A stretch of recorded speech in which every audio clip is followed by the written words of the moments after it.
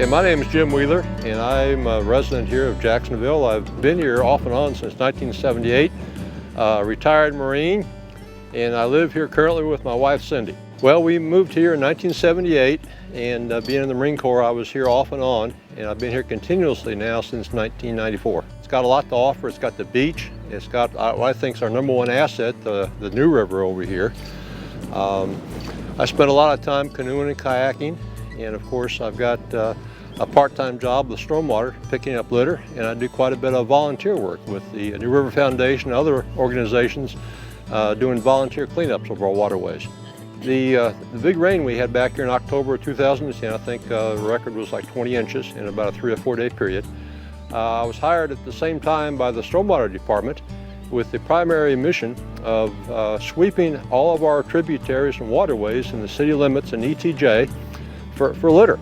And believe me, we had quite a bit of it after that big storm. It takes me approximately 6 to 7 months to complete a sweep, and I'm actually on my 3rd or 4th resweep of the waterways right now. I do this by canoe and kayak, which I spend about a third of my time doing that. The other 2/3 of the time is with my waders on, wading the creeks and streams, and that's where I get the majority of the litter. Because when we have the organized cleanups and the volunteer effort, people don't go up where they can't canoe or kayak. And so that's where most of the stuff is coming from, upstream in most cases. Well, just this last month, I recorded my 2,000 bags of litter that I picked up as an employee from Stormwater. I've also picked up hundreds as a volunteer. The majority of the stuff I get is the category of plastic bags, plastic soda cans, metal beer cans, and so forth. A little bit of cardboard, a little bit of paper. And most of this is found where there's a big congregation of people around our strip malls, where there are apartments near the waterways, where our roads and highways pass over a waterway. The Cheney Creek Bridge there on Highway 17 is a good example, just upstream from Phillips Park. And I would say on average, I get between 20 and 30 bags of litter a week.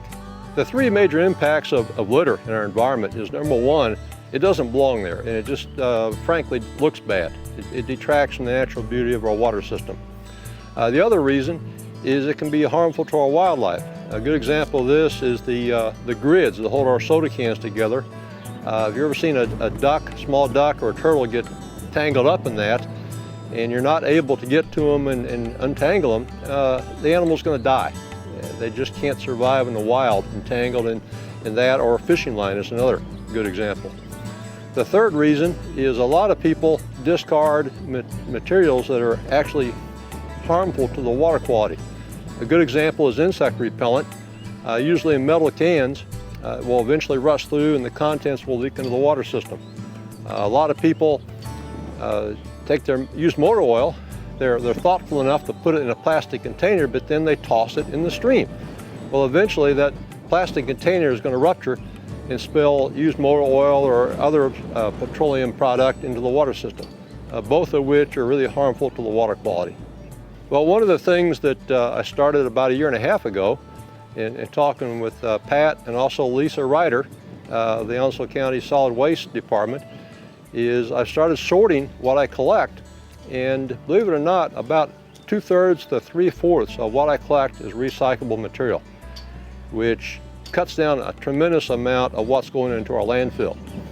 And so if you take this message a little bit further to our citizens, you know, they could be recycling, encourage them to recycle their waste. Also, make sure when you put your trash out, if you drive around Jacksonville, you see a lot of trash containers out by the curb, but they're either overflowing or the lid is not properly closed.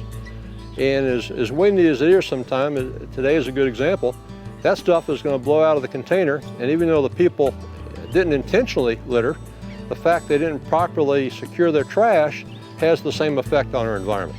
I've been a member of the New River Roundtable for probably about a year, 1.5 years, and the primary reason I'm a member of that, it's a group of concerned citizens here of Onslow County who have a vested interest in the New River.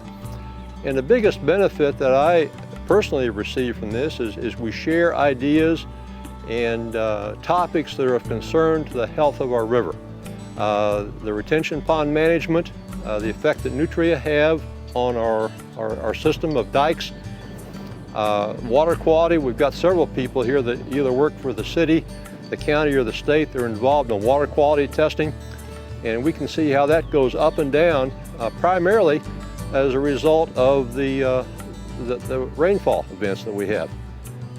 We get a lot of runoff, I know, from fertilizer, fecal waste from people who don't properly dispose of the waste from their animals. And this has a major impact on the water quality. And these are some of the topics that we discuss during our monthly meetings. What? Well, I think the long-term goal that the New River Roundtable can achieve is really education of our population. There is always going to be litter, either intentional or unintentional, as I already mentioned. And I think the biggest effect is by letting our population know the eventual impact that's going to have on our environment, and hopefully the amount of litter will be reduced by the individual efforts.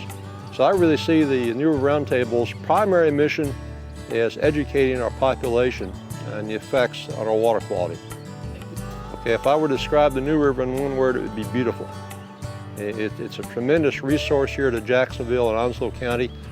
And we talk about the impact that the base has on Onslow County and the economy. I would say that the base and the New River are the two biggest assets that this county has.